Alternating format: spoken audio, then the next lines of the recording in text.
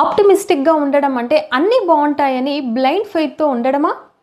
Welcome to A to Z life skill series 26 days challenge.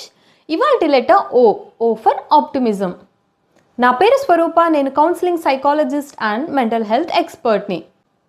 Optimism అంటే హ్యాపీగా ఉండడం, problems లేకపోవడం కాదు. ప్రాబ్లమ్స్ వచ్చినా సరే మైండ్ కొలాప్స్ అవ్వకుండా హోప్తో ఫైట్ చేయడం. సింపుల్గా చెప్పాలి అంటే ఐ కెన్ హ్యాండిల్ దిస్ అనే బిలీఫ్. ఫర్ ఎగ్జాంపుల్, ఎగ్జామ్లో ఫెయిల్ అయినప్పుడు, రిలేషన్షిప్లో బ్రేక్ అయినప్పుడు, వర్క్లో ప్రెషర్ ఉన్నప్పుడు ఆప్టిమిస్టిక్ మైండ్ అడిగేది ఒకటే, నెక్స్ట్ స్టెప్ ఏంటి అని. బికాస్ ఆప్టిమిజం ఫ్యూచర్ని చేంజ్ చేయదు, మన రెస్పాన్స్ని చేంజ్ చేస్తుంది. సో ఆప్టిమిజం అంటే లైఫ్ ఈజీ అని నమ్మడం కాదు, లైఫ్లో ప్రాబ్లం వచ్చినా సరే, టఫ్ లైఫ్ అయినా సరే ఇంకా ఛాన్స్ ఉంది అని నమ్మడం. ఇది మోటివేషనల్ జర్నీ కాదు, లైఫ్ స్కిల్స్ జర్నీ.